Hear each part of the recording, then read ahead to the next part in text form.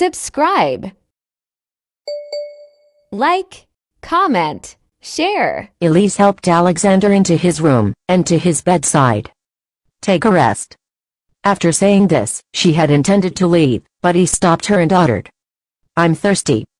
Acknowledging him, she poured him a glass of water without any hesitation.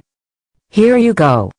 As he looked at the glass of water in front of him, he reached for it and took a sip. The temperature is just right.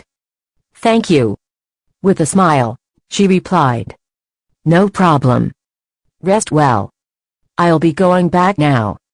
This time, he didn't try to stop her, and instead watched as she left the room. As soon as she closed the door, the expression on his face went back to normal. Images of her kept popping in his mind as he gazed at the glass of warm water in his hand. For example, images of her accompanying him as he overcame difficulties with the Griffiths, organizing his documents at the company, and openly defending him in the public eye. All these memories of her were deeply imprinted in his mind. When did I start caring about her every move? And when did I start getting concerned about how she felt? He couldn't find the answer to this question, nor could he get her out of his head. As night fell, Alexander had a long dream. In it, he found himself at a festive scene with guests coming and going. Curious, he moved through the crowd, and arrived at a hall. Mr. Griffith, will you take this woman, to be your lawful wife, to have and to hold from this day forward, for better, for worse, for richer, for poorer, in sickness and health, till death do you part? Hearing the master of ceremonies' voice, he was perplexed. I'm getting married? When was this decided? And who's the bride? With all his might, he wriggled through the crowd to the front and finally saw clearly who the bride was this time. Elise? Wisiter? Then, in his dream, she looked toward him all of a sudden, and gave him a sweet smile. With a loud gasp, Alexander woke up from his dream. Phew! It was all just a dream. He blurted out and stared outside the window to find that it was pitch black. Then, he looked at the clock on the wall. It was 3:00 a.m. Stunned, he couldn't believe that he would have such a dream. It must have been because she had often been appearing before him recently that he started having hallucinations. For the rest of the night, he had trouble getting back to sleep, so he decided that he might as well settle some of the company's matters until daylight. As soon as the morning sun shone into the room, he changed into a tracksuit and went out. Meanwhile, Elise had a good night's sleep. After getting out of bed, she drew the curtains to let the sunshine in. What nice weather! Then, she gave her body a good stretch. The next moment, she saw Alexander jogging outside. Are his legs all better?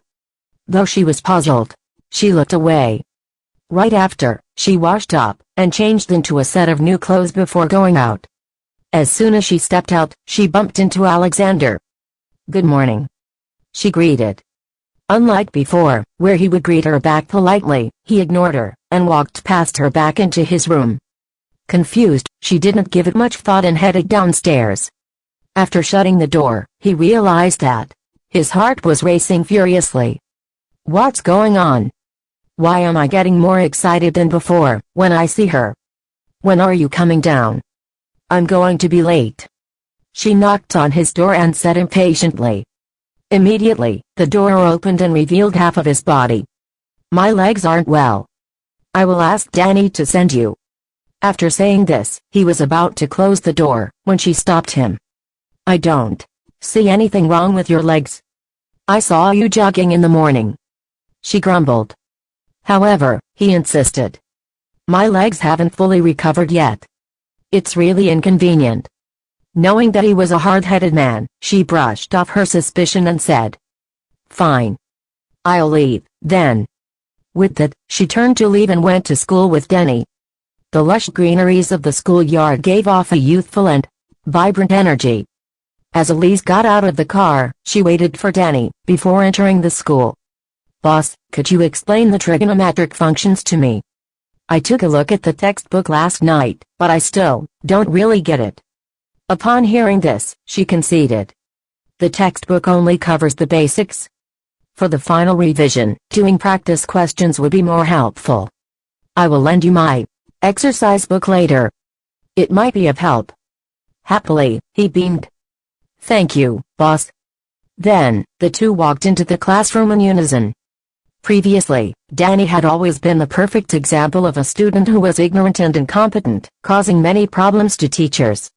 However, all the teachers turned a blind eye to his behavior as he was a Griffith. But recently, the ignorant and incompetent Danny started to take his studies seriously. He would pay great attention in class, no matter what subject it was. Initially, the teachers thought that he was simply putting on a show, but this actually went on for a week, so the teachers were greatly impressed. "Danny, come and solve this problem." Mr. Winfrey, the mathematics teacher, called him.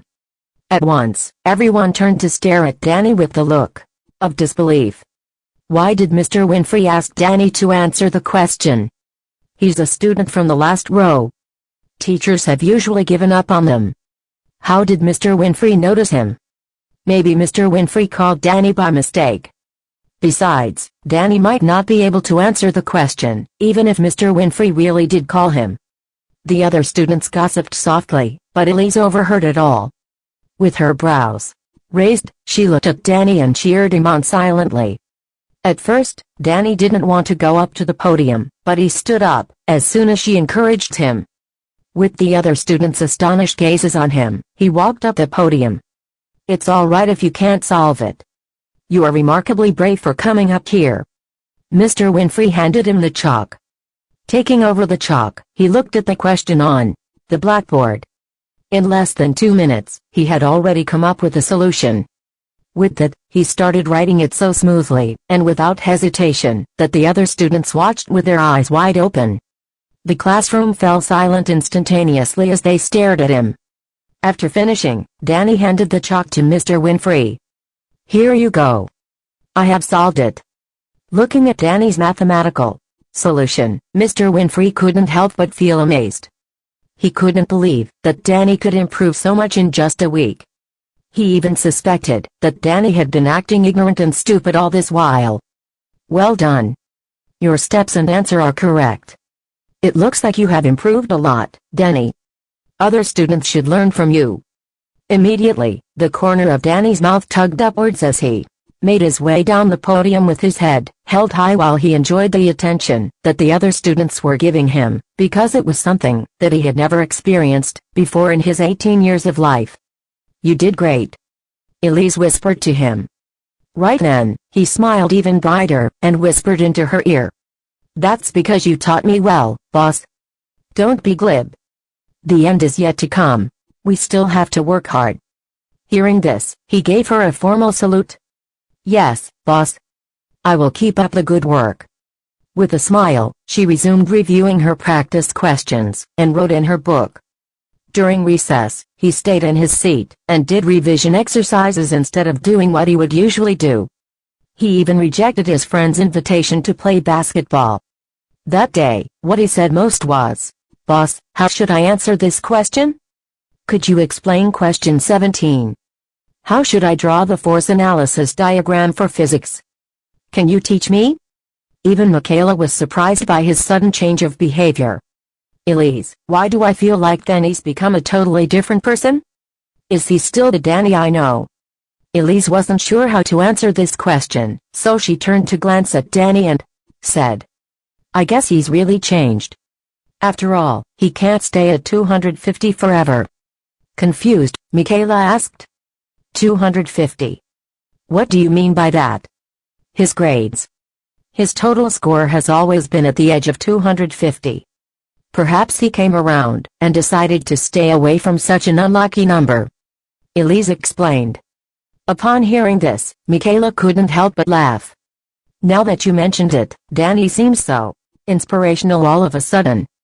Besides, I admire you even more right now for training your apprentice so well without spending much effort." Unconvinced, Elise smiled and scratched her head. "This actually means that he's talented. I didn't really do much. After all, a teacher would show the way, but the outcome depended on the student's own effort." Elise knew this very well. After school, Elise waited at the school entrance for quite some time, yet Alexander still had not arrived. Even when most of the students had left, she still did not see his car. So, she took out her phone and called him. As soon as the call went through, she couldn't help but ask, "Look at the time. Why are you not here yet?" However, it was Cameron who answered the phone. Staring at the tightly shut meeting room door, he explained, "Miss Sinclair, Mr. Griffith's still in a meeting. I'm afraid that he won't be able to pick you up. Why don't you call a taxi?" Biting her lip, she replied, "Never mind, then. I will go home on my own." Though she had said so, a sense of disappointment overwhelmed her as soon as she hung up the phone. "Whatever. I'll just call a cab." Just as she was about to book a cab, a cool-looking Porsche stopped right in front of her. The window was wound down, revealing Danny's charming face. "Get in." She looked up at him. Without any hesitation, she kept her phone and hopped into the car. "Alex sent me a message saying that he can't pick you up today, and asked me to do so instead.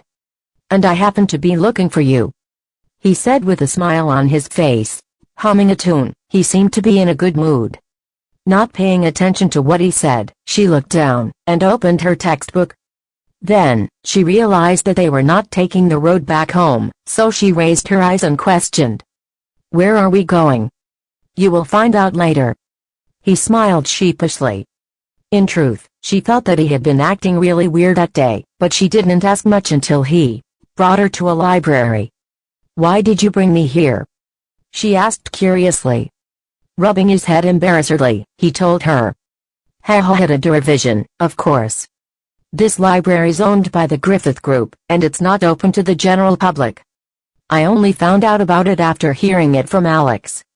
Come, let's immerse ourselves in the inescapable sea of knowledge. Hearing this, she went speechless. Right after, the two walked into the library. It was huge, and had 7 floors in total. All the books were organized according to their genres. There was a librarian on each floor. When they saw Danny, they stood up and greeted him respectfully. "Young Master Griffith." "It's all right. Just do your stuff. We are just here to do our homework." He waved at them. Seeing this, they retreated. Meanwhile, Elise's gaze never left the books as soon as she came in. "Danny, go ahead and do your homework. I'm going to take a walk around." "Sure, go ahead. I will look for you if there's something that I don't understand," he replied. With that, she walked along the bookshelf and realized that there was a wide range of books here, including out-of-print books. It was like a paradise to avid readers. Just then, a book caught her attention. It was a thick, ancient book in traditional Chinese. She took it off the shelf and started flipping through it. Time passed very quickly. Soon, night had fallen, but she was so absorbed in the book that she didn't realize it. Finally, Danny found her. "Turns out you're here, boss. It's getting late. Let's go home." It was only then that she came back to her senses. It was already 7:00 p.m. when she checked the time. Wanting to read more, she glanced at the book in her hands and folded the corner of the page before putting it back in its original place. "Are we coming again tomorrow?" she asked. Smiling, he gazed at her and nodded. "Of course. I realize that my head's clearer when I do my homework here. It's as if I'm being influenced by these books. Reading can take you places." She couldn't help but chuckle. That's true. At that moment, Danny was regretful. Why didn't I realize that reading and studying were so pleasurable? Let's go home. We will come again tomorrow. With that, Danny and Elise made their way out of the library. Then, he started a car and drove them home. It was already pretty late when they reached home. Just returning from work, Alexander bumped into Elise and Danny, who were chatting happily as they came in. "Alex, you're home," Danny greeted. After acknowledging Danny, Alexander glanced at Elise, who was standing next to Danny, and asked, "Where did you go? Why did you come back so late?" "We just went for a walk," she answered with a chuckle. It was obvious that Danny didn't want Alexander to know about his current situation, so she didn't expose him. Instead, she waved at them. "I will go upstairs first. Good night, boss. Danny waved back. After watching her go up the stairs, Alexander asked softly, "When did you two become so close? Didn't you find her annoying before?" "No, I didn't. We have always been close. What happened before was just a little misunderstanding." Danny snickered. Alexander was quite surprised to hear so, because he knew what kind of person Danny was. Danny would come up with 1,000 excuses if he hated someone. On the contrary, he would put his heart on his sleeve if he treated someone as his friend. It's nice to know that it was just a misunderstanding. It's late. You should rest too. Okay. Good night, Alex. With that, Alexander made his way up the stairs. The next morning, Danny knocked on Elise's door. Half awake, she got up reluctantly in a daze. "Danny, what are you doing so early in the morning?" Then, he handed her a pair of headphones. It's a good idea to listen to Chinese listening comprehension in the morning. Upon hearing this, she was at a loss for words. Staring at him, she asked unhappily, "You are not crazy, are you? I'm just sharing a good way to study Chinese with you. Besides, I'm not taking up much of your time. I just woke you up 10 minutes earlier than usual." He laughed. Thinking he must have gone mad, she chided. "Don't wake me up next time. I just want to sleep 10 minutes more." Right after, she closed the door with a loud bang. In spite of that, he wasn't annoyed at all. "Whatever. I will listen to it myself, if she doesn't want to." With that, he turned to leave. Just then, Danny saw Alexander coming out of his room, whereupon he greeted, "Good morning, Alex." Seeing that Danny was wearing his headphones, Alexander asked curiously, "What are you doing here?" "Oh, nothing. I came to wake Elise up." He giggled. Alexander was slightly upset seeing Danny's unusually enthusiastic attitude toward Elise. However, he had no right to say anything. "Let's have breakfast. You need to go to school in a while." Danny agreed, and the brothers went downstairs to have breakfast. Halfway, Elise finally came down with an exhausted look on her face. As she pulled a chair out, she said to Danny, "Don't wake me up so early in the morning next time." "Okay," Danny conceded. Then, like a little lackey, he handed her a glass of milk. "You should drink more milk. It's a rich source of protein." Instinctively, she reached for the glass and took a sip. Not bad." Alexander put on a poker face as he watched the interaction between the two. Putting down his cutleries, he told Elise, "I had something going on yesterday. I will take you to school today." Just as Alexander finished, Danny quickly replied, "There is no need. I can go with her, so there's no need to trouble you, since there's so much to do at the company. Go ahead and settle the company's matters." "Yeah, we will just go to school ourselves," she concurred. Looking at both of them, Alexander had no choice but to refrain from what he was about to say. Instead, he responded, "If that's the case, I will leave first." The servant hurriedly handed him his briefcase when he stood up and headed toward the door. Taking it, he left without the slightest hesitation. Yet, he didn't leave at once, after coming out of the house, but waited in his car instead. He waited until Danny and Elise came out, and watched as they got into the car happily. Finally, he started the car and drove away after they left. In the car, Elise suggested, "Today's last period is a self-study session, so let's head to the library earlier." "Sure. I will wait for you at the school gate," Danny replied. Right after, she closed the door with a loud bang. She couldn't stop thinking about the ancient book that she had not finished reading yesterday, while he found that the library's environment was perfect for studying. Hence, with a tacit understanding, they slipped out of class during the last period. When they reached the library, they proceeded to do their own things with unspoken understanding. She was reading on the second floor, while he was revising on the first floor. Neither of them bothered each other. With that, both of them stayed in the library until 9:00 p.m., before they finally left, reluctantly. It was already 10:00 p.m. when they reached home. All of a sudden, Elise realized that it was Wednesday, the day that she was supposed to teach Alexander revision. Quickly, she typed on her laptop, then she sighed in relief as it turned out that he was offline. At the same time, she was surprised as he was usually on time for the lesson. What happened today? Meanwhile, the lights of Maybach in the Griffith residence's yard had been turned off. Yet, Alexander sat rigidly in the car with no intention to get out. With a cigarette between his index and middle fingers, he took a long drag, and exhaled circles of smoke, while he recalled a sight of Danny and Elise coming home together earlier.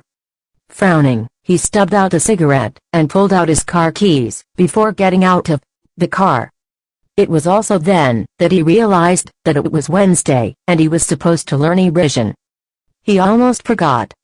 Immediately, he went into his room, and turned on his laptop. After going online, he sent Sarah a message. Elise had been waiting for him online all the while. When she saw his message, she typed on the keyboard swiftly, and replied to him. After receiving her message, he got up, and took off his coat, before going into the bathroom. Then the sound of water rushing came from the bathroom. 10 minutes later, he walked to his laptop, while drying the drops of water from his hair before sitting down, and starting his revision lesson with Sarah. An hour passed by very quickly. After their lesson, he sent her a private message. I heard that there's a batch of good stones that had just arrived in Athesia. Are you interested? Ever since Elise learned about stone gambling from Alexander and Eris the last time, she couldn't stop thinking about it. Of course, she wouldn't miss such a great opportunity, now that he had brought it up voluntarily. Of course. Where? Seeing her response, he sent her the coordinates. Let's go take a look at 10:00 a.m. tomorrow. With that, she sent him an OK emoji. Then, he closed his laptop, and stretched his back. Gazing at the starry night sky outside the window, he got up, and walked to the balcony. At that moment, he didn't know what was happening to him. Every time he had nothing to do, he would think of Elise. His chest would ache a little as he recalled how she and Danny talked and laughed happily. Narrowing his eyes, he tried to get it out of his head. It seems that I'm not busy enough. I should find more things to do. The next day, Elise and Danny headed to class together. In her mind, all she could think of was checking out a new batch of stones with Alexander at 10:00 a.m. later. Hence, she came up with an excuse to ask the teacher for a day off. Mr. Winfrey looked at her and advised earnestly. Though your foundation's good, it isn't good asking for days off so frequently. You should focus more on your studies. Cheekily, she replied. I know, Mr. Winfrey. I will take note of that. In truth, he had high hopes for Elise, and he could see that she was losing focus. However, he couldn't do much about it, so he warned. This will be the last time I approve your application for leave this semester. We are halfway through the semester already. So I only have another half left that I can't apply for leave. It shouldn't be a problem, she thought. Hence, she agreed unhesitatingly. Right after, she exited the campus with the leave application. This time, she was fully prepared with a spare set of clothes. She changed into them in a public washroom, and by the time she came out, she had a completely new look. She was now Sarah. Staring at her reflection in the mirror, she checked if everything looked all right before booking a taxi to meet Alexander. Athesia's stone gambling market wasn't big, and there was only one street that had a stone shop. As soon as she arrived, she sent Alexander a message. In less than 2 minutes, a black Maybach stopped right in front of her. Get in. Though she was puzzled, she opened the door, and hopped into the car. Aren't we going to check out the stones? Where are we going? You won't be able to find any good stones here. I'm taking you to an exclusive cellar. Alexander drove along another path, and passed by the stone gambling street. After a 5-minute drive, the car finally stopped at the entrance of an old-fashioned courtyard. Come. Let's get out of the car. Confused, she unbuckled her seatbelt and looked around. There was barely anyone there, making the place seem deserted. Go in. He walked up to her and said. Then, she pointed at the mansion and asked. There?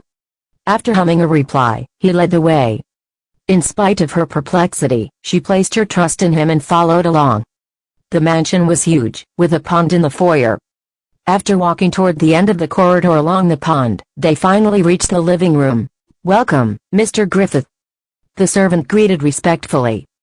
With a slight nod, he informed, "I'm here to take a look at the stones." "Is Mr. Jordan here today?" "He's in the backyard, so are the stones." "I will escort you there," the servant responded. With that, Elise and Alexander followed the servant to the backyard. When they reached, the quiet mansion had suddenly turned lively. Many people were gathered in the backyard, carefully examining and choosing the stones. "This stone seems nice." "What's your price, Mr. Jordan?" "It isn't worth much. I will sell it to you for $500,000, if you like it." Hearing this, the customer seemed satisfied. "Sure, I will take it. Please ask the craftsman to open it." "Please make your payment this way, Mr. Lewis. I will find a skilled craftsman to have it opened for you." Jordan nodded. After escorting Mr. Lewis out, Jordan made his way toward Alexander and Elise and welcomed him. "Welcome, Mr. Griffith." "Who's this?" "She's my friend, Miss Sayre," Alexander introduced.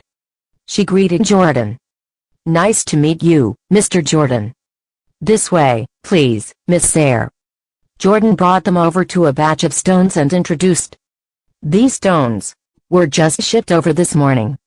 They are in good condition, and the probability of containing jadeite is pretty high. You are a regular customer here who knows the market, and we have gotten used to your practice. What kind of stone are you looking for today?" "I will take a look first," Alexander said instead. Knowing Alexander's temperament, Jordan replied, "You two take a look around. Call me if you need anything." As soon as Jordan left, Alexander turned to Elise. "Give it a try. Let's see if you have a good eye." Understanding that the stones here would cost at least $300,000, her mindset shifted. It would be a waste to buy a $300,000 stone for practice. "Let me take a look first, since I'm not in a hurry to buy," she responded as she examined the stones. The stones were in different shapes and sizes, with distinctive shades of color. She didn't dare to choose, because she knew very little about stone gambling. Thus, she pulled Alexander over and asked, "Why don't you choose one?" He turned and gazed at her. "I have a rule when picking stones here. I only choose once, and will not choose a second time no matter what." She had heard of this rule before. Though some stone gamblers loved stone gambling, they were good at self-control, and would never make another reckless purchase after buying an inferior stone. They would also never throw money, just because they found good stones containing jadeite. Instead, they would trust their instincts, and buy the stone that they fancy at first glance. "Did you find a stone that you like?" Taking a look at the stones, he answered. "No." She bit her lip upon hearing this, and took him to another pile of stones. After looking around, she found a stone with a slightly darker color. Thinking that it was a good choice, she asked, "What do you think of that one?" With a quick look, he stated, "It looks dull. Besides, the chances of it containing jadeite is low, since it's placed at such an isolated spot. Stones like this are generally quite cheap." Hearing it, Elise suddenly lost all interest. "Mr. Griffith, I'm getting dizzy from looking at so many stones. You have to be calm when picking out stones, and never be impulsive. If you really want to understand stone gambling, you'll have to learn to keep your patience in check," Alexander said. Looking as though she understood what he said, Elise answered, "All right, Mr. Griffith. I got it." After making another round, Alexander suddenly came to a stop, his eyes fixed on a very huge stone. Seeing it, Elise asked anxiously, "Mr. Griffith, do you have your eyes on this stone?" Instead of answering her, he walked closer and studied the stone carefully. "This stone is not bad." Right after the words left his lips, Jordan walked over. "You have sharp eyes, Mr. Griffith. This is the best stone from its batch." Raising his brow slightly, Alexander ordered, "Tell me the price." The smile on Jordan's face widened. "Are you thinking of buying it, Mr. Griffith?" Yeah, it's a good piece of stone. If the price is all right, I will buy it. It's a good piece of stone, indeed, but the price is on the high end. If you are really sincere about buying it, I will sell it to you for this much," he said anxiously, and opened up his palm to show Alexander the figure 5. Confused, Elise asked, "5 million?" Jordan chuckled. "It's 50 million. Stunned, Elise thought. He's asking for 50 million for a regular stone? That's way too much. What if it turns out to be a useless stone after a cutting? We will make a huge loss, then. Mr. Griffith, you really plan to buy it?" Instead of answering her, he turned to her and asked, "What do you think, Miss Sayre?" This question placed her in a tight spot, but she believed that Alexander must have his own ideas. Hence, she answered, "Mr. Griffith, any decision you make is fine." An attractive grin spread across Alexander's face at a reply, and he said to Jordan, "I'm buying this stone." "Delighted," Jordan said. "Mr. Griffith, you really have a keen eye. This is really a good piece of stone, and you won't make a loss with it for sure." Taking out a black card from his pocket, Alexander said, "I will pay by card." Hurriedly, Jordan sent his employee to make the card payment and immediately asked, "Mr. Griffith, would you like to have your stone cut right now?" "Yes." "Get your best craftsman here to do it." "Don't worry, Mr. Griffith. I will make the arrangements for you right away," Jordan replied. The news that a stone was sold for 50 million created a huge uproar in an instant, and everyone was curious as to who bought a stone for that price. After asking around, and finding out that the person was Alexander, they didn't find it such a surprise anymore, because everyone knew just how wealthy the Griffith Group was.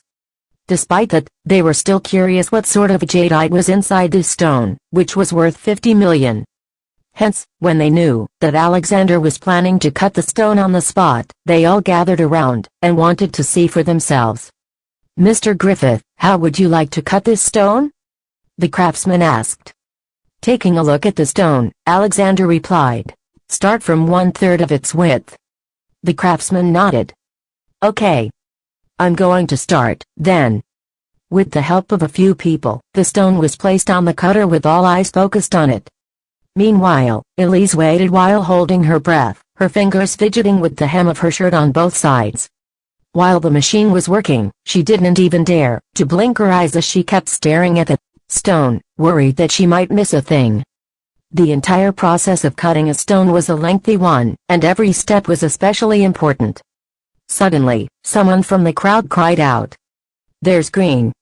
There's jadeite!" Hearing it, Elise couldn't help but feel happy. However, the green surface was only as white as a finger, and it made everyone a little disappointed, because it was a very small green surface for a stone this huge. Even though the color looked good, it was considered a massive loss as the stone was bought for 50 million. Be patient. Only a small part is cut, and not even 1/3 of the stone is cut through yet.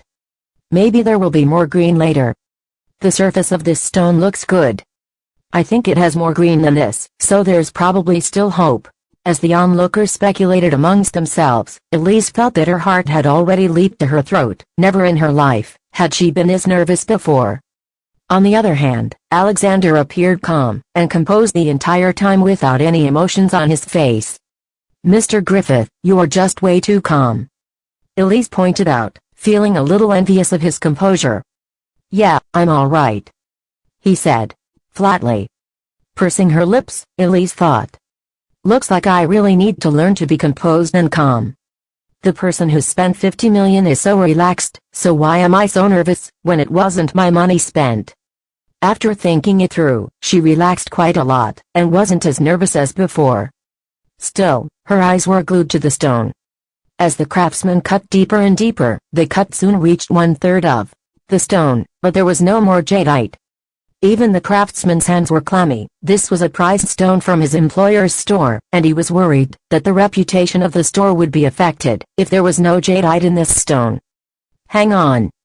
Just then, Alexander suddenly called for him to stop, whereupon the craftsman paused immediately, asking, "Mr. Griffith, do you have any instructions?" After taking a look, he answered, cut it right in the middle. His instructions shocked the craftsman. Mr. Griffith, it's very risky to cut it in the middle. If before he could finish, Alexander interrupted him. It's all right. Just cut it in half.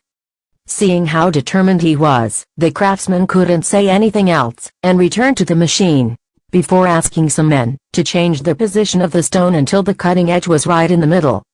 After making sure the edge was on the middle spot, he began to cut it slowly. Even the crowd was stunned that such a huge stone was going to be cut in the middle. What would happen if the jadeite in it was destroyed? And so, after the cut in the middle, a complete stone was sliced into half. But both parts had no signs of grain. Disappointment washed over the crowd, and even Elise was stunned, thinking, so, he lost 50 million? I didn't expect that a stone with such an astronomical price only has jadeite the size of a finger. Looks like Mr. Jordan's goods aren't worthy at all. I was even thinking of buying a stone from him, but from the looks of it, there's a high chance I will lose my money. Don't buy any for now. This batch of stones must be bad. Let's browse a little more. Listening to their conversations, Elise peered at Alexander with a worried expression. When she was about to say something, Alexander said to the craftsman, take a look at the left edge. What's that? At his reminder, only then did the craftsman notice that there was a little shade of red on the left edge. Reaching out his finger, he felt the edge, and cried out in surprise. Hurry, continue to cut it. There's jadeite in here. The situation took a 180-degree turn with the craftsman's words, and there was also a deep, hidden meaning when he said there was jadeite.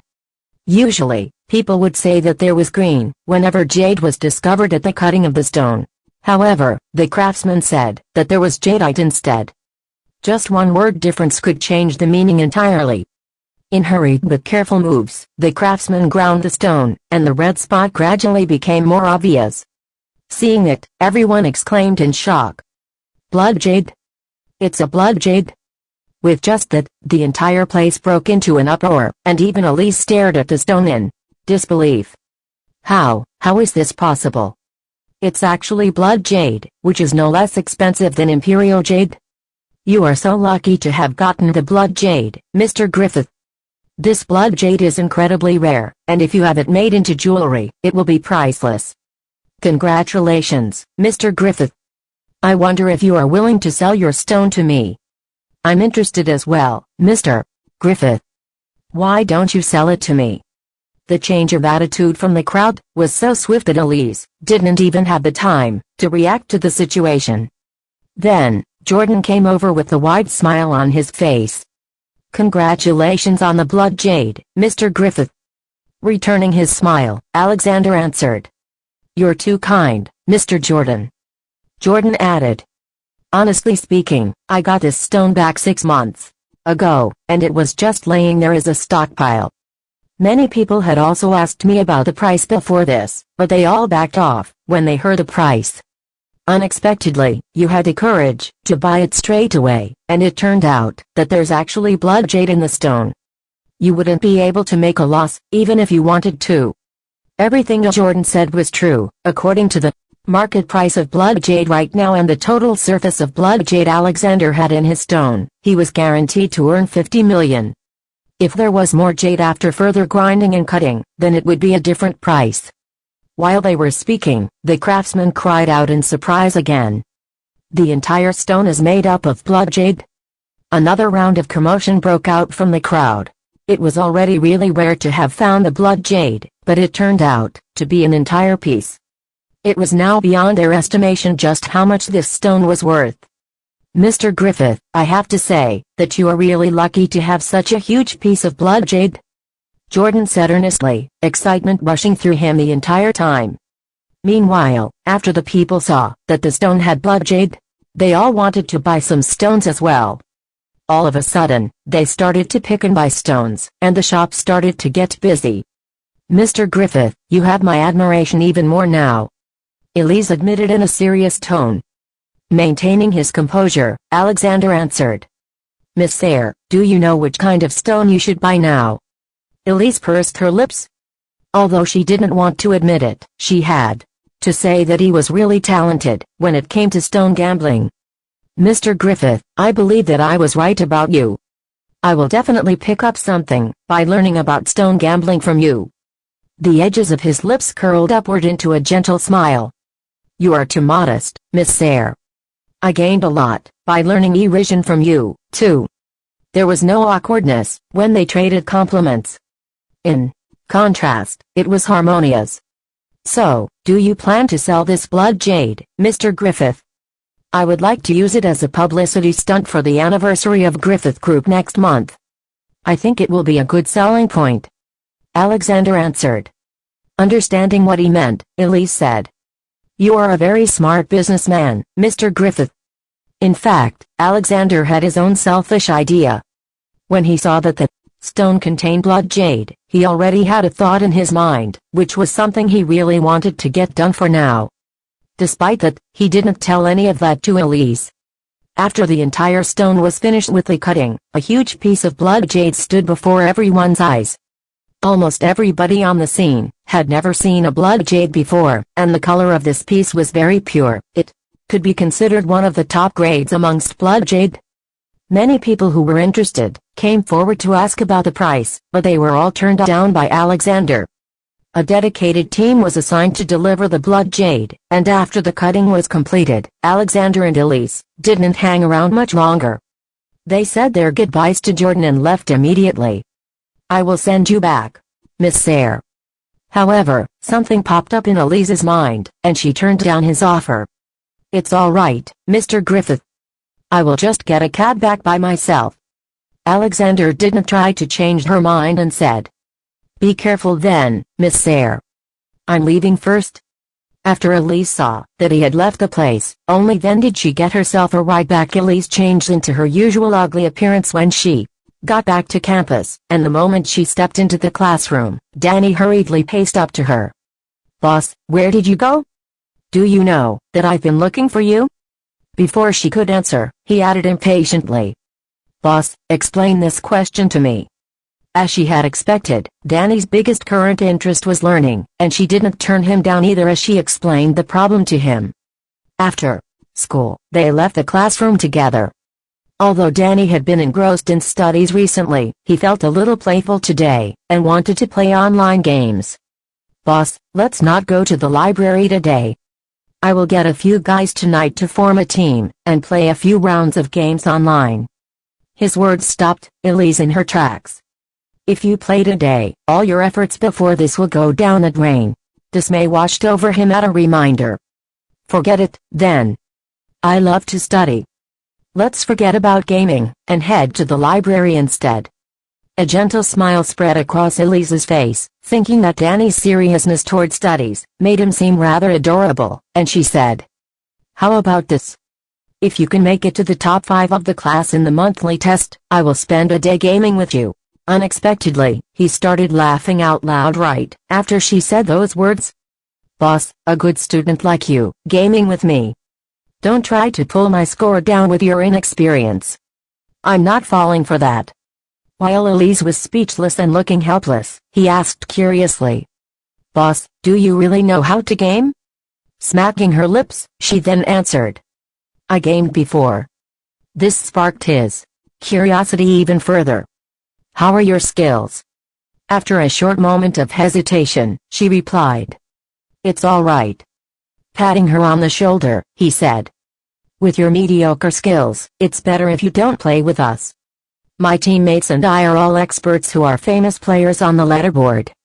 Besides Delamain, who's the number 1 on the platform, the other top 5 expert gamers are in my team. At least until now, I have always remained on the top 3 spots of the board. You are just asking for a hard time, if you choose to play with us. His words and tone of voice were more provocative than usual. Elise cast him a thoughtful look, saying calmly, You don't have to care about how well my skills are, because you will only earn your right to play with me once you make it to the top 5 in the monthly test. Are you up for the challenge? Thinking that Elise was only throwing this challenge at him because she wanted to encourage him to make it to the top 5 of the class, Danny agreed to it because he figured that she was just being kind. Sure, but I'm not doing it because I want to play with you. I'm doing it because I want to prove myself," he clarified proudly. "Okay, I look forward to your performance. I will fulfill my end of the promise then as well." In fact, Danny didn't take her promise seriously at all, because he just wanted to do well in the monthly test, to examine the results of his hard work during this period. The minute both of them walked out of the school gate, they saw a familiar-looking Maybach outside. "What brought you here, Alex?" Danny asked in surprise. In fact, Alexander didn't know it himself what came over him. He should have returned to the office, but instead, he found himself here, and even waited until classes were over.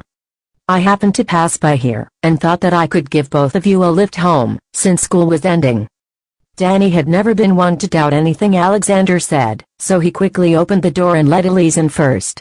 When both of them were seated, he said, "Alex, we are not going home, but to the library first. I still have some homework left to finish." Startled, Alexander asked, "Have you had a personality change lately?" Danny chuckled sheepishly. "Stop teasing me, Alex. I'm just trying to catch up on my studies." "Okay. Do your best," Alexander encouraged. "I look forward to your progress." "Thanks, Alex.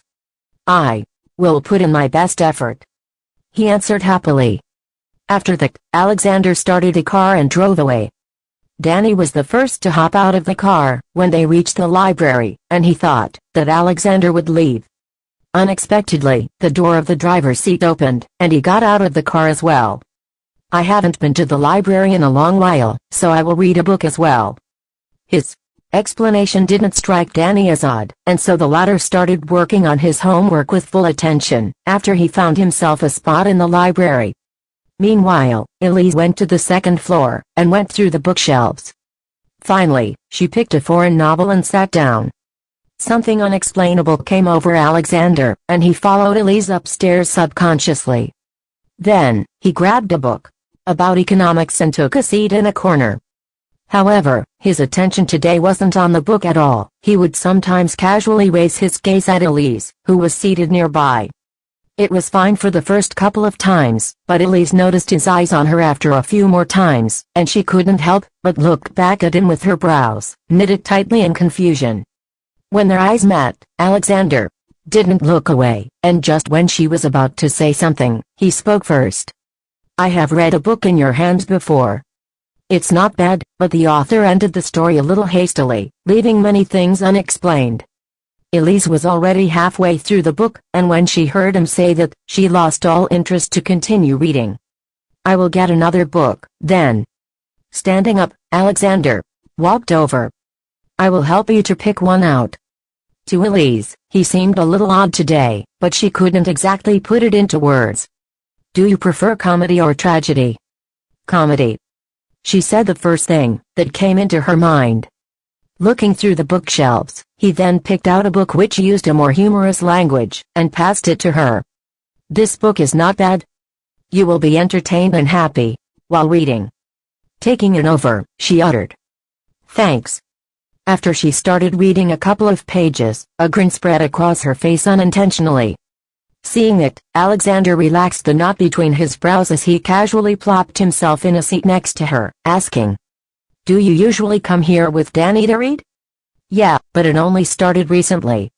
I'm usually upstairs while he's downstairs." For unknown reasons, he felt much better when he heard her reply. "This place is nice. I will drop by whenever I have the chance." On the other hand, Elise stopped replying, and seemed focused on the book. For unknown reasons, he felt especially at peace, seated next to her at this moment. In contrast, Elise was unable to read another word. She didn't know why, but she became nervous the second he sat next to her, and even her breathing quickened. Startled by her own reaction, she hurriedly stood up, and wanted to leave. However, she was in such a hurry, that she slipped and fell forward. Fortunately, Alexander had quick reflexes, and he caught her around the waist. Then, she heard his deep, husky voice next to her ear. "Are you all right?" All of a sudden, she felt her heart galloping, and she pushed him away, saying, "I'm fine. Thanks for catching me." Disappointment washed over Alexander when he felt the emptiness in his hand, but this feeling vanished very quickly, leaving no trace of it on his expression. "You're welcome. Be careful next time." "Okay," she muttered and left in hurried steps. However, only she knew that she was running away in fear right now. "What happened to you, boss? Why is your face flushing?"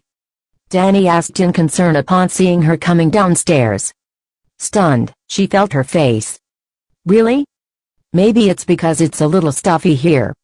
Instantly, he instructed the librarian. "Open up all the windows for some fresh air." While the librarian scurried away to carry out his instructions, he turned back to Elise and beckoned. "Boss, come over quickly and explain this question to me." Jolted back to her senses, Elise gradually calmed herself down before pacing toward him to explain the question to him. Her voice was steady, and her explanations were clear as Danny listened to her very attentively. Unbeknownst to them, Alexander was standing behind a bookshelf nearby. As he listened to her voice, something sprouted within him, and he seemed to have figured out something at the same time. After that, he didn't stay around any longer, but left the library by himself, and jumped into the car. In the car, he whisked out his phone, and made a call. "Cameron, have the chief jewelry designer of the company meet me in my office tomorrow at 10:00 a.m. sharp." "Yes, young Master Alex." After hanging up, he put his phone away, and narrowed his eyes as the answer in his heart slowly became clear to him. "I may have fallen for Elise, but I'm not sure whether it's just a moment's infatuation or I love her for real." His heart had no answer to that. The next day at 10 a.m., Lily was waiting in the office of the Griffith Group's president office punctually. Upon seeing Alexander, she greeted him politely. Subscribe. Like, comment, share. "Hello, President Griffith." Alexander plopped into the real leather couch and crossed his legs before saying casually, "Hi, Miss Lily. Actually, I asked you over today because I acquired a piece of blood jade recently, and I have a few ideas which I would like to share with you." Of course Lily knew how important this was, and she said, "Please tell me what you would like me to do, President Griffith." Alexander leaned in, and they both slipped into a deep discussion. About an hour later, she left his office and returned to the design department. The other designers gathered around her and asked, "Miss Lily, did President Griffith look for you because of a new project?" "Yeah, share it with us quickly." Giving them a soft smile, she answered, "There's no new project. Let's finish the work at hand, and don't gather around me." Although nobody was convinced by her words, they had no one else to ask if she didn't want to reveal anything to them. So, they returned to their workspaces. After everyone had left her alone, Lily opened a file in her hands and stared at the picture of the blood jade on the first page with wavering eyes. Did President Griffith fall for someone? With this blood jade as the raw material, he had asked her to design a complete jewelry set with a lover's theme. She didn't dare to let her thoughts run wild, and therefore made up her mind that she would finish this design with all her heart. Early in the morning, Elise arrived at school, and a person came running toward her. Giving her a bear hug, Samantha said, "I missed you so much, Elise." Looking at Samantha, whom she hadn't seen in a long while, Elise noticed that she had gotten tanned. "How's it like, living on the set? You're so tanned now." With a cheerful look, Samantha held her arm. "I have been very happy this month, and I realized how meaningful it is to do something which I enjoy." "Congratulations on finding your path in life," Elise said happily.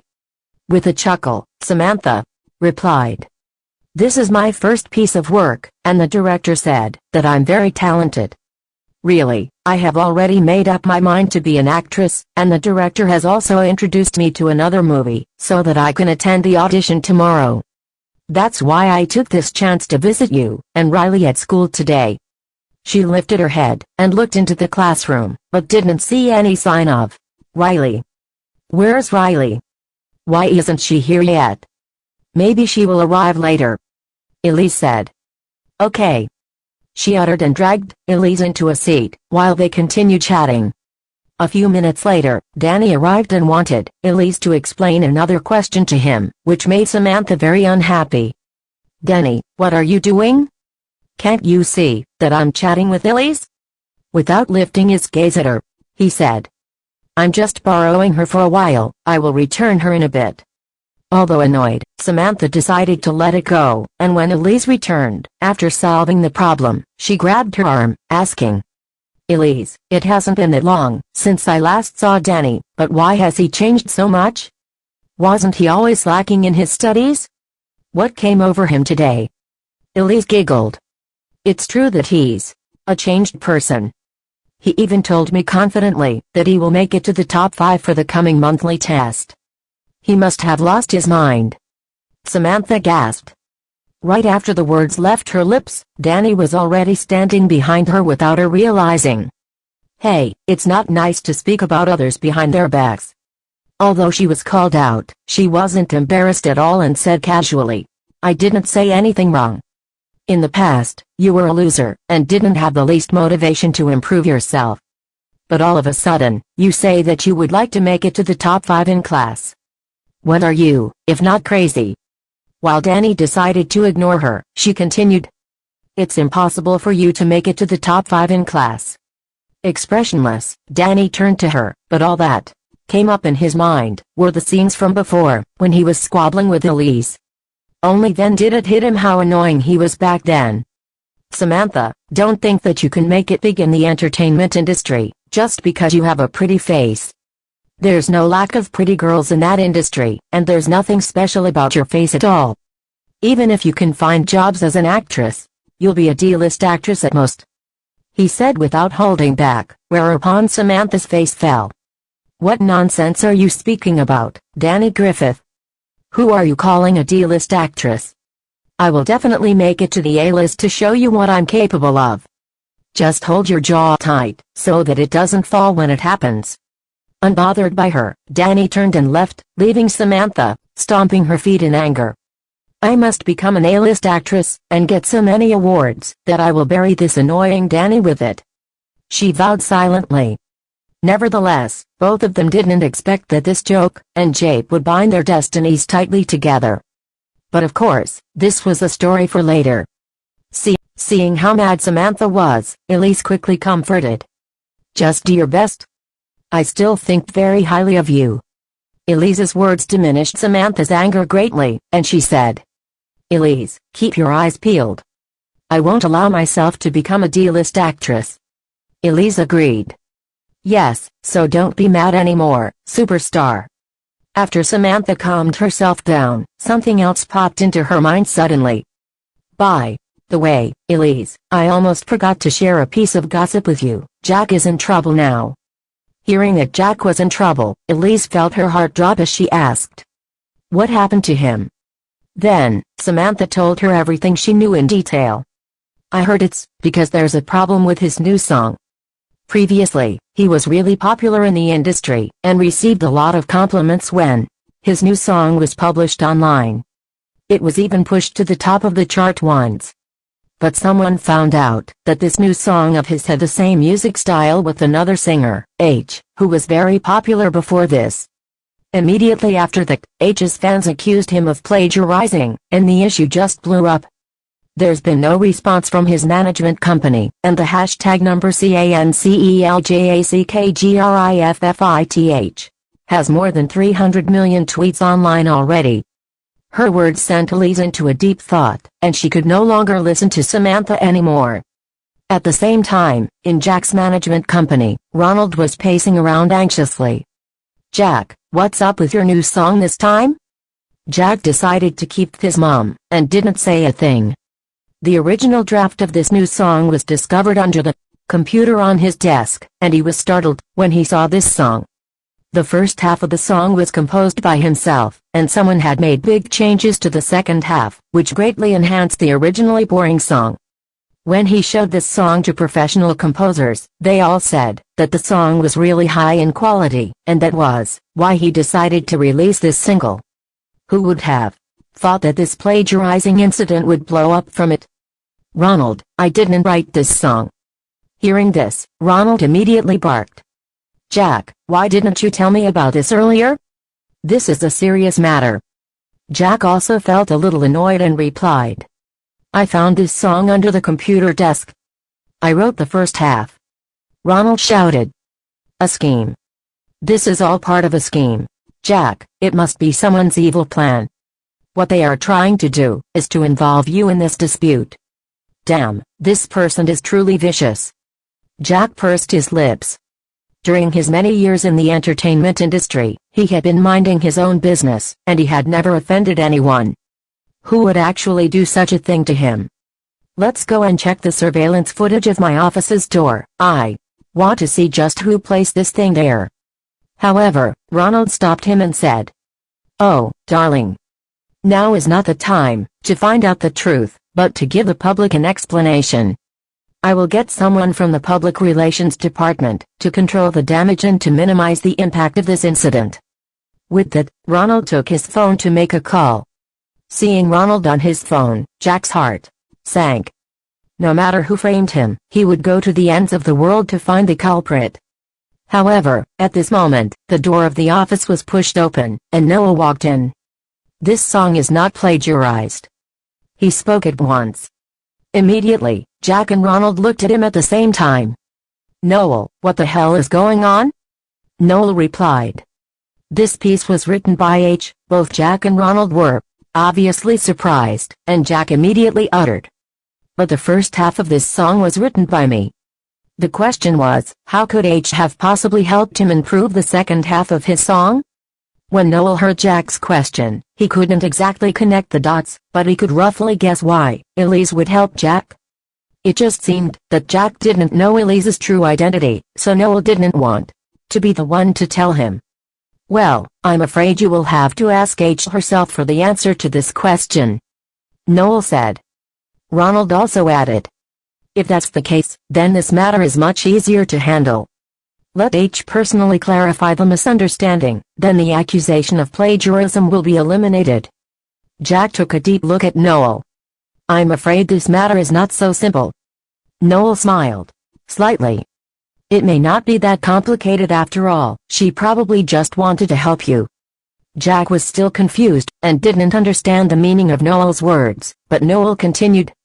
Leave this matter to me. I will try to convince H and let her come forward to clarify this issue. However, you also need to do some damage control, because H's fans are very powerful. We should still think of a way to minimize the impact of this incident. Ronald nodded in understanding. Don't worry. I will handle this. Soon after that, Noel turned around and left. After Noel and Ronald had both left the office, Jack was the only person left. He looked out the window, thinking about what Noel had just said. Why did H compose a song for me? Are we related in any way? And the most important question is, how did H get the first half of my song? It felt like he was in a labyrinth with no way out. Elise didn't expect that it would bring Jack such a big trouble from just modifying his tune at random, and there was only one way to solve this trouble. She had to come forward as H to clarify the misunderstanding. However, she took out her mobile phone, but was afraid to log into H's official account. After so many years, she had never logged into this account. She was afraid of seeing the messages from her fans, who were eagerly awaiting her return, and she was also afraid of remembering what happened to her before. In fact, she didn't want to face the past that she wasn't brave enough to look back on, let alone face those bits and pieces. Elise, school is over. Why haven't you left yet? Michaela asked curiously. As soon as Elise heard her, she quickly put away her mobile phone and got up. I'm leaving now. Let's go together. Michaela gave her a nod, and after Elise had packed up, the two of them left the classroom together. Michaela, did you know that Jack Griffith is currently facing a plagiarism scandal? Elise couldn't help but ask, but Michaela answered curiously. Elise, you've never mentioned Jack before. What's wrong with you today? Why are you suddenly interested in his affairs? Elise explained. I just happened to read about it on the hot search, so I asked. Listening to what Elise said, Michaela didn't doubt a thing. She knew about Jack's plagiarism scandal, but she was very optimistic about it, and it didn't seem to bother her much. This was because she trusted Jack and believed that he would not commit plagiarism, and she believed the truth of this matter was bound to be uncovered someday. He's not one to plagiarize.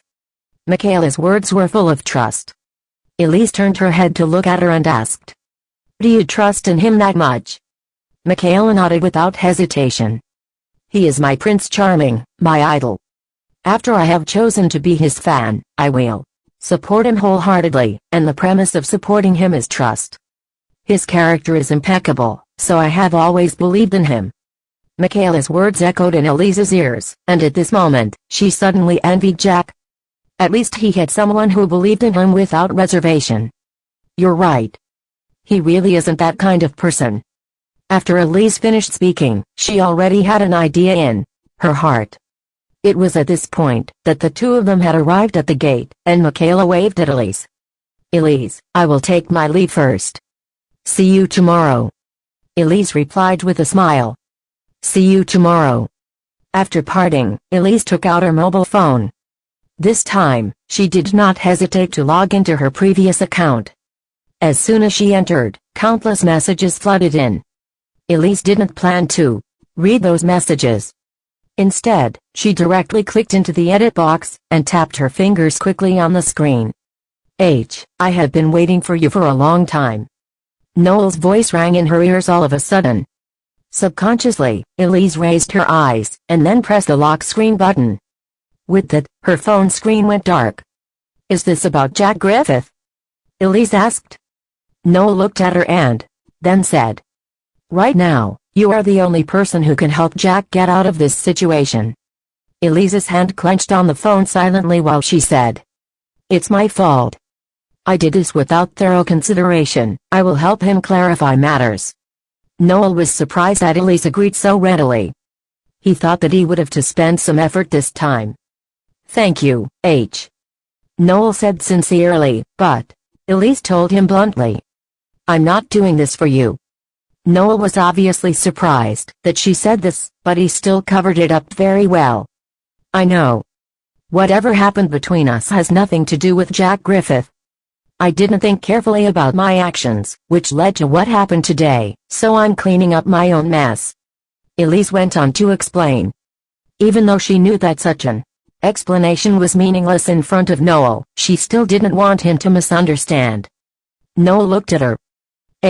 You're still the same as before, you haven't changed at all, and you are always so considerate of others." Elise pursed her lips, and didn't say anything. Instead, she took out her phone, and turned on the screen.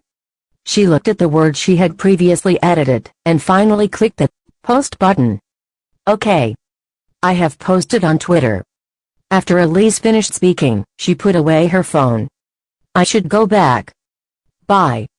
With that, Elise turned around and left. Noel looked at her back, and opened his mouth to speak, but he then decided to swallow his words back. In the next second, he took his phone out, and looked at H's post on Twitter. "Hello, everyone. I am I'm here to clarify one thing today.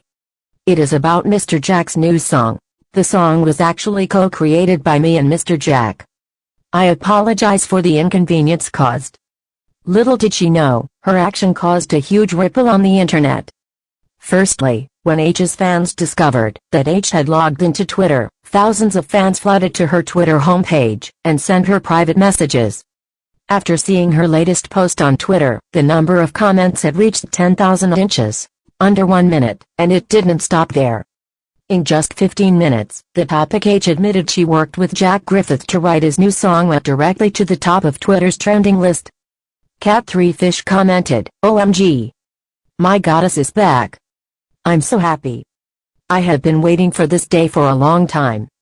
Stars.Blink commented as well, and here I was, thinking why the style of Jack's new song is so similar to H's. Turns out it wasn't plagiarism, it's actually her new song. None other than you also commented, "No matter what, I will support my goddess. Let's all listen to the new song." How do you do commented as well, "Get this song trending and popular. I want this to be the top one." As a result, countless H fans flocked over to download and listen to Jack's new song one after another. In no time, they sent Jack's new song to the top of the music chart and set a record for the song with the most number of downloads. After reading H's Twitter, Jack was stunned, but Ronald said with a sigh of relief, "Jack, I can't believe you didn't tell me that you and H had such a personal relationship. If I had known that you knew H, I would have asked you to get me an autograph." Jack was also stunned, and he immediately said, "But I don't know her." Needless to say, H's position in the music circle was unmatched so far, and he was 100% sure that he had never crossed paths with H. Ronald was dumbfounded. "Jack, are you serious? But if you don't know her, why would she post on Twitter to clarify on your behalf? Look, the attention that H has brought to you is simply incredible. Look at the top 3 on Twitter's trending list, they are all related to this matter. If she had nothing to do with you, why would she do such a thing? You should know that this is the first time she has spoken out after so many years of laying low. Is it possible that you missed something?" Jack raised his eyes to look at Ronald and said seriously, "I really don't know her." Ronald looked over and realized that he didn't look like he was lying at all, then his gaze dimmed. Finally, the two of them only thought of one possibility. "Noel." The two of them said in unison. Everything seemed to make sense now. Noel had said before that he had a personal relationship with H, so it must be due to Noel. It seems that Noel must have gone to H, and that was why H came forward to clarify this issue. "We really have to thank him this time," Ronald said with a smile, wondering in his heart how to thank Noel. Jack nodded in agreement. "If it really was Noel who helped me, it is really a big favor. But more importantly, I now owe H a favor as well, and should H ever need help in the future, I will definitely return this favor back to her. Don't worry. Look at H's current status in the music industry. Even after so many years of radio silence, there are still so many die-hard fans following her. Hence, it is unlikely that you will be able to return her favor anytime soon." Ronald dampened Jack's hope. Hearing it, Jack immediately wanted to slap him, but Ronald hurriedly smiled and leaned over. "But this kind of thing is uncertain. Who knows if there is really something that we can help her with one day." These words immediately improved Jack's mood. However, at this moment, Ronald's cell phone rang, and he answered the call quickly. Not knowing what the other party said, Ronald agreed again and again with a smile on his face. "Don't worry. Jack has time. Right. Yes, yes. We will try our best to cooperate." After Ronald hung up the phone, he said to Jack, "Fashion Bazaar just asked us to do an exclusive interview, and they have decided to have you as the cover character of the next issue of the magazine." As soon as Ronald finished his sentence, his phone rang again. And after that one ended, Ronald's phone continued to ring non-stop. All kinds of parties came forth to offer jobs to Jack. For a long while, Ronald became very busy with Jack's new job opportunities. Elise, on the other hand, never imagined that her post would be so popular. Related topics immediately occupied the top 3 of Twitter's trending list, and the comments on that post had exceeded 1 million in just 1 hour. Looking at the comments that kept pouring in, she felt her initially extinguished heart rekindled little by little. After returning home, Elise locked herself in the room by herself. For the first time, she opened the comment section and flipped through it. "When are you coming back, H? We are still waiting for your new song. After so many years, you are still the goddess in our hearts. We love you. No matter when, we will wait for you. No matter how long, we will keep waiting for you." After Elise finished reading the comments, she silently clenched her phone. She couldn't calm her racing heart for a long time. Finally, she turned off the phone, got up, and stood by the window alone to look at the sky outside the window. Soon, she drifted into her own thoughts. After an unknown amount of time, a pleasant ringtone rang. Elise came back to her senses, picked up the phone, and answered the call.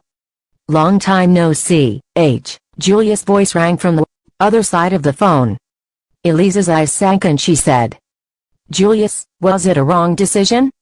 Since I have already decided to stay away from this circle, I should be silent forever and not suddenly appear out of nowhere like this." Julius listened to her words and said, I know you actually still love music like you always did, don't you? Elise fell silent. Subscribe. Like, comment, share.